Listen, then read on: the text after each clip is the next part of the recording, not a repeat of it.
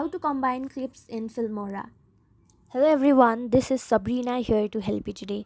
So without any further ado, let's get right into the video.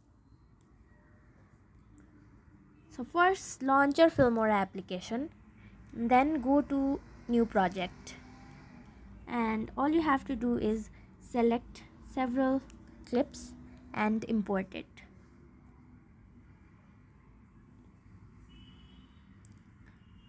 And just like this, you are now able to add several clips and combine them. You can edit each clip and also join them together. So that's it. Thank you for watching this video. Make sure to like, share and subscribe to our YouTube channel.